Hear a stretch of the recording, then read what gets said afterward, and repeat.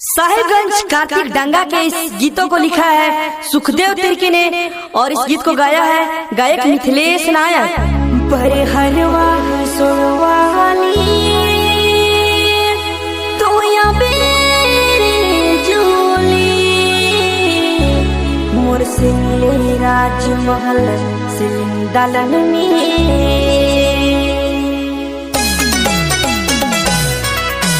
DJ सहारा और DJ Shekhar नौरव चौक की धमाकेदार प्रस्तुति में फिर से गायक मिथिलेश नायक का आवाज।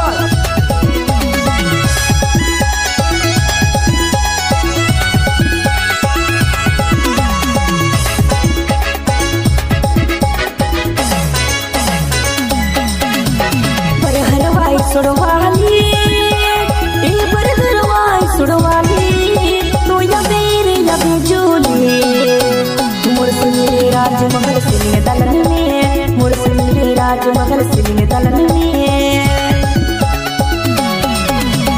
बरहरवाई सुड़वाली बरहरवाई सुड़वाली तू या बेरे या बेजोली मोर से मिले राजमहल सिलिंग दलन में मोर से मिले राजमहल सिलिंग। डीजे सहारा और डीजे शेखर नौरव चौक की धमाकेदार प्रस्तुति में फिर से गायक मिथिलेश नायक का आवाज।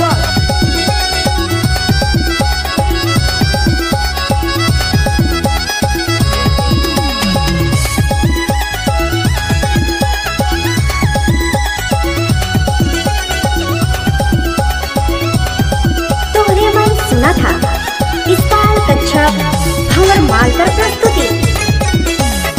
सब्सक्राइब करें सिंगर मिथिलेश नागपुरी चैनल को और सुनते रहिए धमाकेदार मस्त मस्त गाने।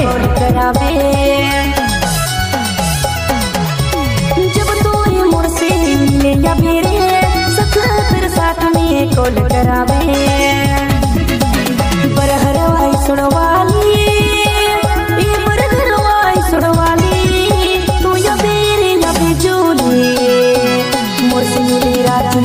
डीजे सहारा और डीजे शेखर नौरव चौक की धमाकेदार प्रस्तुति में फिर से गायक मिथिलेश नायक का आवाज।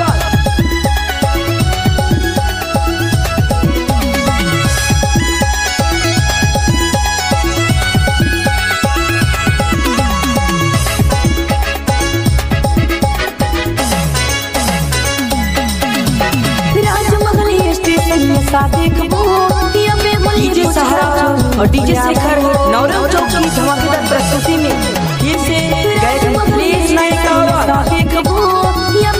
पुचका चौमीन किया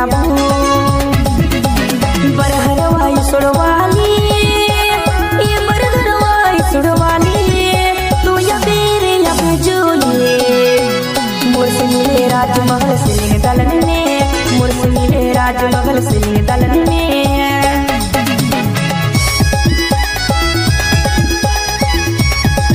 एक बार फिर लेकर आ रहे हैं सुपरहिट नागपुरी धमाका संदेश्वर डाउनलोडिंग सेंटर मंजूर टोला बड़गड़।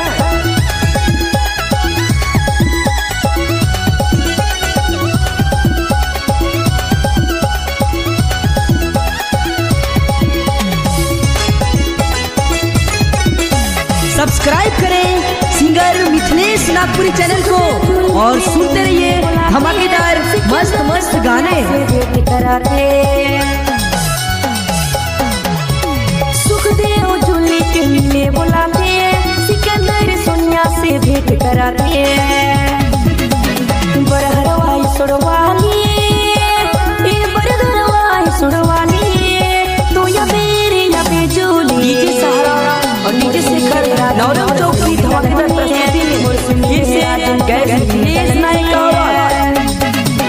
बरहरवाई सुड़वाली बरहरवाई सुड़वाली तो या बेरे या बेजोली मोर से मिले राजमहल सिलिंग दलन में मोर से मिले राजमहल सिलिंग दलन में मोर से मिले राजमहल सिलिंग दलन में मोर से मिले राजमहल सिलिंग दलन में।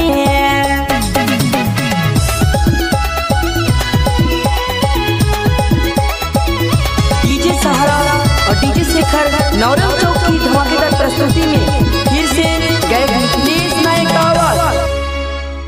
DJ Ajit Babu.